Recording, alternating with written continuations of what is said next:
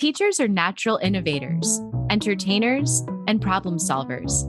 They dream of growing old into the profession, teaching their kids.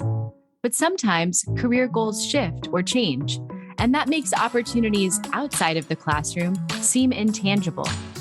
Questioning, who am I if I'm not a teacher? I'm your host, Alexandra Simon. And I'm your co-host, JoDee Scissors. This is the Great Teacher Resignation.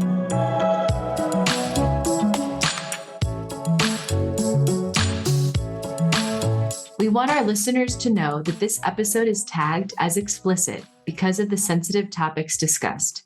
We want to give you a moment to hit pause if you have adults or children listening with you who could be impacted by these topics. The topics include school shootings and violence in schools. In 2018, Education Week started tracking U.S. school shooting incidents.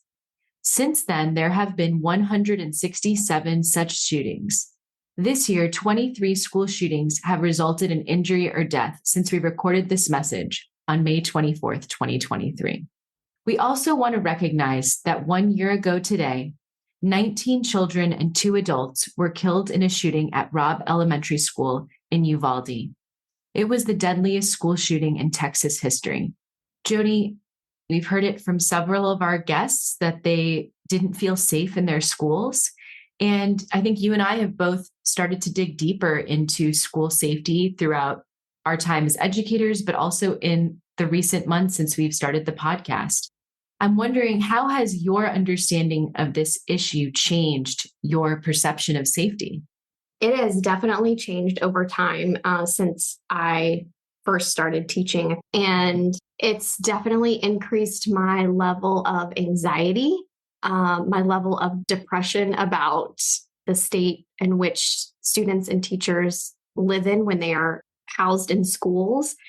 And we know that there are different angles of safety when it comes to students and teachers. There's physical violence, there's verbal assaults, all different kinds of angles. But this specific episode, we're going to be talking about the topic that's hard to stomach, which is mass shootings are a part of our culture now. They're a part of being in schools. And that's really a hard thing to swallow. And I think one of the main things that really has hit me hard lately is that living in DC, you get to develop relationships with some pretty unique people that have really unique jobs for our government or work for really unique institutions. And I have friends that have worked in war-torn countries, that have worked on very serious social issues. And when I see the concern in their faces about the state in which our students and teachers live in right now and the fear of mass shootings in schools, that is really scary because they've seen some horrible things. And when I started seeing that kind of result in their feelings towards education right now, that was a really big red flag. Absolutely. And I think when we hear these stories from other parents, other people in our communities about their fear, it makes me want to ask, are you afraid? Are you scared now? I mean, you're a mom also, in addition to being a former teacher. Mm-hmm. Oh, yeah, I'm definitely afraid. At the beginning of the year, when the Covenant School in Tennessee had the mass shooting, private school, I'm starting to have physical illness and reactions to what is happening. You start your career thinking about basic classroom management and safety like fire drills. I started teaching in Texas, so tornado drills were pretty common as well. And so over time, the drills evolved into hiding and seeking safety. And as mass shootings have increased, the fear in me increased.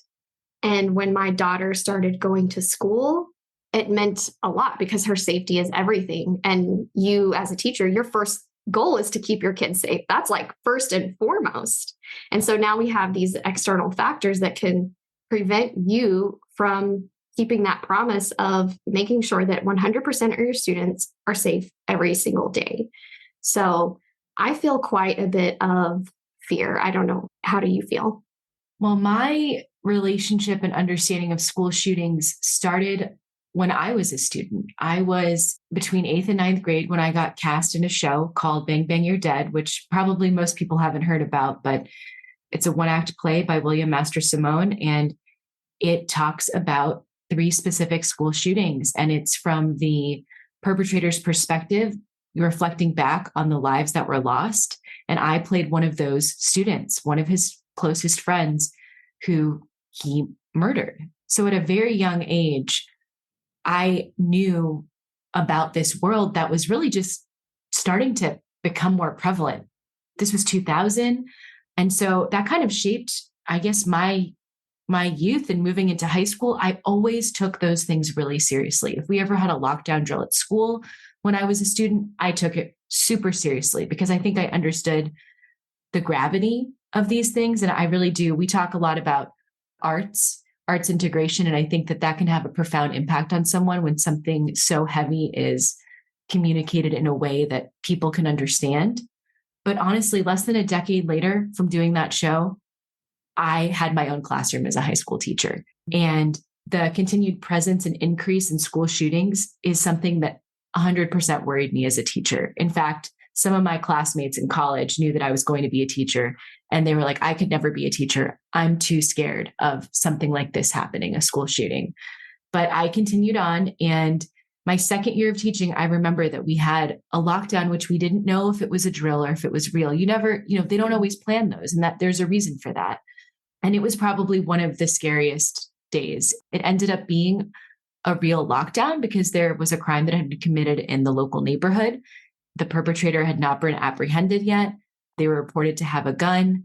Thankfully, everything turned out okay in that instance. But I mean, it was the real deal, and it was very, very scary. And I would say it was really one of the first times that I knew that I was protecting these kids in my classroom. And I'm like a rule follower for people who know me. So I always follow all of the rules. I take things super seriously. And I think for our non-teacher listeners, teachers take these things so seriously. When you hear the reporting of school shootings, the teachers, they are putting their lives at risk for their students.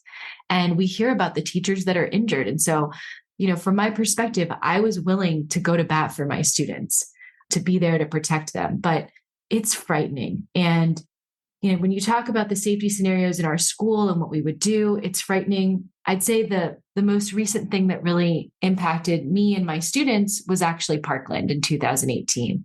This was very close to where I grew up. I grew up about 20 minutes away from Parkland. Someone that I knew, their mom was working in the school office that day.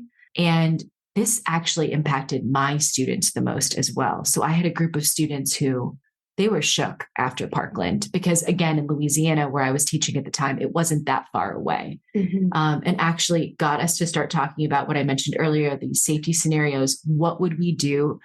I was coaching speech and debate, and these kids were asking, like, well, where would we go if we were in your classroom? Like, what's the plan? Is it really best to stay in the classroom? And it's like, I'm answering these questions with 16, 17-year-olds who know their stuff. I mean, they've researched this. And really, it's not just the teachers that are impacted, it's these young people. In fact, one student from the team, the speech and debate team, actually worked on a bill in the Louisiana legislature with another group of students involved to seek and consider input from students for school crisis management and response plans. And that bill passed. That's great. Yeah. Good. So good for that student for advocacy. When we were at South by, I sat in on the How to Prevent Violence in School Shootings that was hosted by Sandy Hook Promise. And the panel included Karen Fairley, who was from the Center for Safer Schools, and Nicole Hockley from Sandy Hook Promise. And they talked about a really tough topic. They outlined really important data, and they also made sure that the framework that they're creating includes teacher input, that teachers are part of the conversation, because we know that a lot of the way that this topic has been politicized excludes the person that is going to be managing a classroom, that's going to be in front of students, teaching them about protocols, keeping them safe, putting their life on the line to make sure that a child is safe. And so I really appreciated when they were talking in that panel that they made a point to say, like, we're including teachers in the conversation. And it would be great to see a student who is willing and able to handle such a hard topic because, at a young age, that is a really heavy topic to take on. But there are those young advocates out there that take on really, really tough subjects. So, yeah. And it sounds like you've had almost, I don't want to age you, but like almost like 20 years of this being something you've had to consciously think about as a student or a teacher. Yeah, I mean, it's sad, but it almost feels like it's become like the fear of getting into a car accident. Like, that it can happen and it's just out there. And I hate that it's normalized like that. It pains me. It hurts. It makes me sad and mad and all of those things because this shouldn't be the life that we're living in this country. And unfortunately, it is. I want to know from your perspective, when did these types of precautions start taking place in your career? From the first time I started teaching. It's been a harsh reality that we've all had to face for a really long time. I think the difference between you and I is that I worked with primary grades. So you're with teenagers and I'm with young children. I didn't teach anyone older than 11 for the most part. Like I had some sprinkles of middle and high school in there, but for the most part, I was a primary teacher. So you're going to work and you see these fresh, plump, beautiful faces that, young children have, and they're full of hope and joy and potential. And then in, the next frame, you're sitting in front of those same children with that same hope. And you're talking about prevention. What are the options when there is an active shooter on site? And that's really gut-wrenching to be in front of children, teaching them and seeing the light on their faces when they are learning and seeing the horror on their faces when you are talking about an active shooter and what are the scenarios that we have to consider and what do we have to do in a split second to protect ourselves. I mean, I don't know if other teachers have this same feeling, but when I had to do active shooter training, I had immense feelings of concern and hopelessness.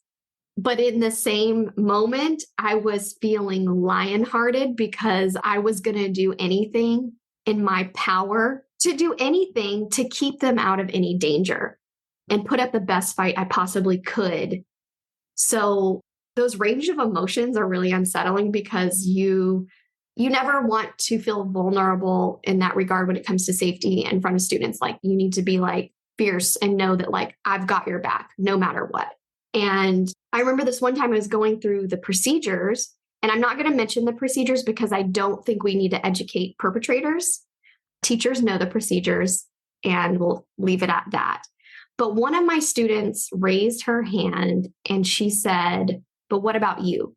So I'm telling them what they need to be doing. And then in that equation, in whatever presentation the district gave us, I wasn't in the equation. And so she looked at me and she said, "What about you?" And I just looked at her and I looked at everyone and I said, "You don't worry about me. You listen to my instructions and you do what you're supposed to be doing. Don't worry about me." I didn't want anyone in that moment to feel like they needed to watch me or protect me because that was my job to do that for them. At any point in time, did you rethink your own safety and continued work in the classroom? I think just from past episodes, everyone can learn why I left the classroom, and safety was not the catalyst. And so I wouldn't say that was the reason to stop continuing my work. But when we did have these trainings with district officials or the police that would come to our school and train, I was that teacher that pressed hard on the topic. I didn't want to be afraid to ask those hard questions. I wanted to make sure that any fears or anxieties, I wasn't holding back and I was asking those so they could possibly get answered.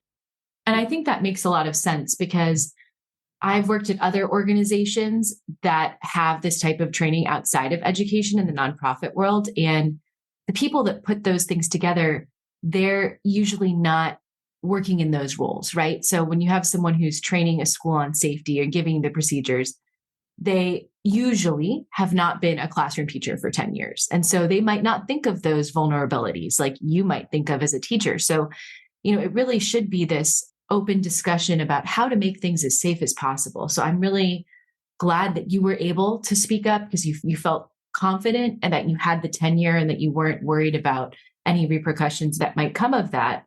And, I agree with you. School safety was not really a factor in my decision from leaving. My departure, as our listeners know, was unplanned and unexpected. And honestly, it wasn't a factor of me leaving, but it is something that plagues me every day as a parent. And it's just something that's on my mind and hard to deal with.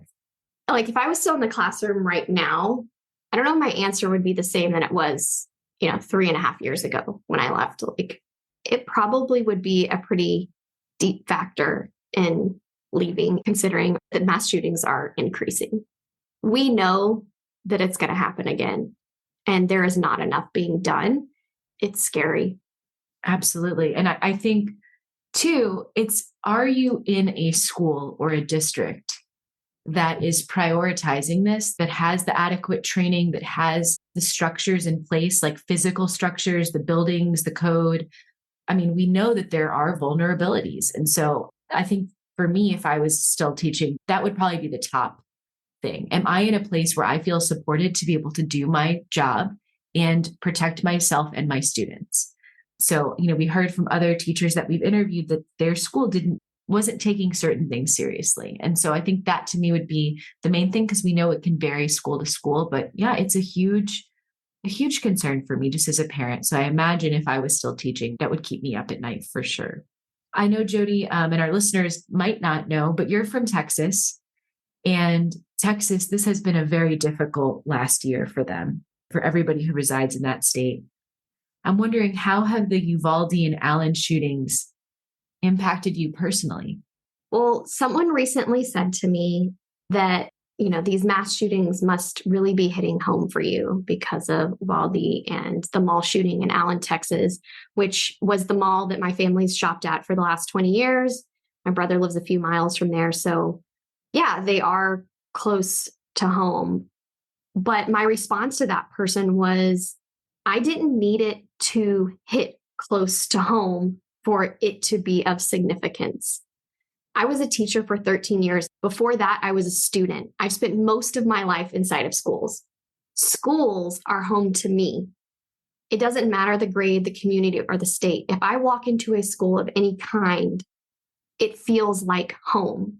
And so schools are second homes to our children. So any shooting, any violence, anything that upends their safety should impact all of us. And it shouldn't have to happen close to home for us to understand it or empathize or take action.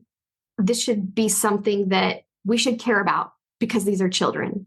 I just want people to think about that. Don't wait until it happens close to home.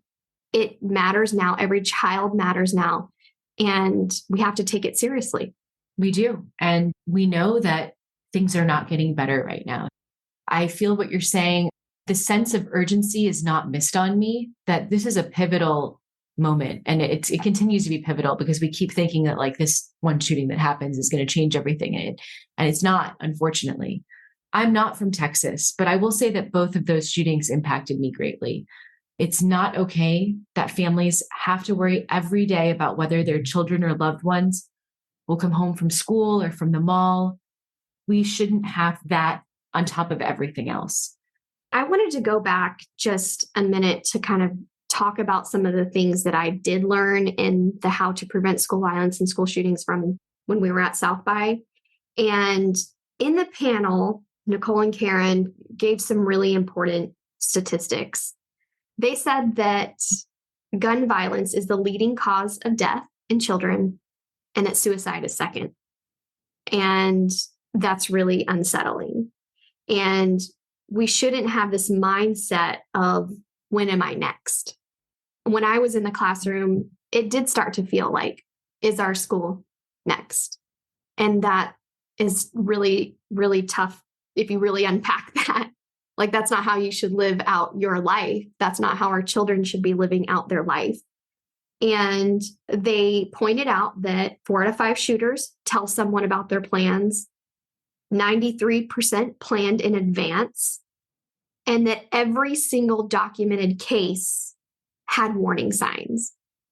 And I don't want to not touch on what you just said, because it is an important component that there are warning signs. There are people in the lives of these perpetrators who may have even tried to stop them. There have been, teachers who've spoken up.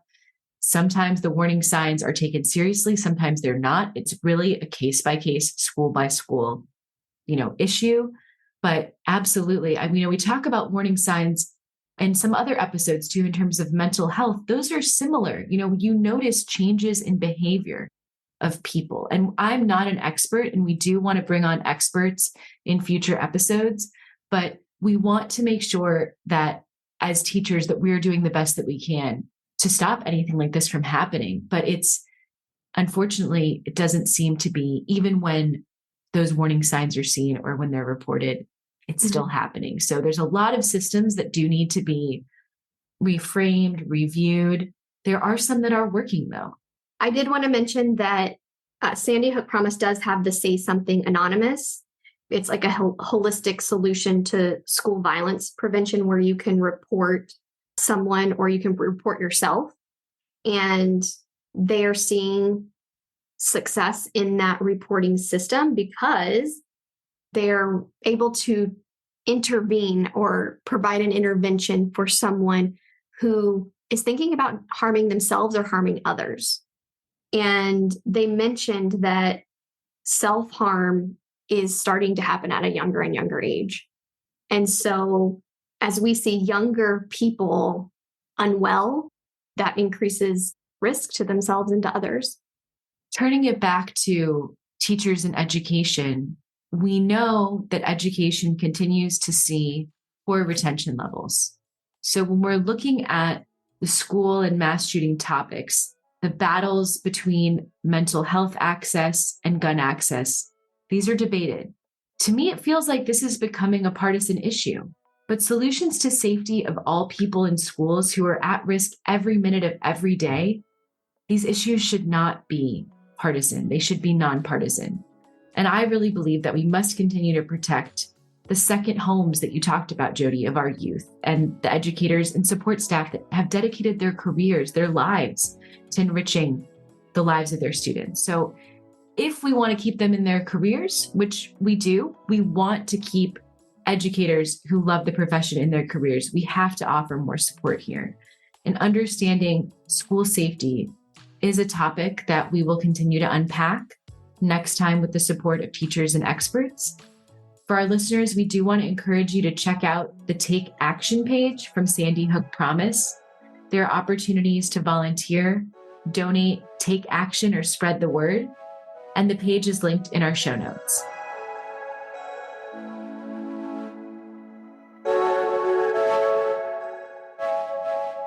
If you liked The Great Teacher Resignation, give us a 5-star rating and follow us on Instagram, Facebook, Apple Podcasts, Spotify, Google Podcasts, Amazon Music, and Audible. Today's episode was written and recorded by me, Alexandra Simon, and my co-host, JoDee Scissors. Executive produced by Teacher Brain. Produced and edited by Emily Porter. Original music, Emoji by Tubebacker. Special thanks to our sponsor, Paper Planes Ed.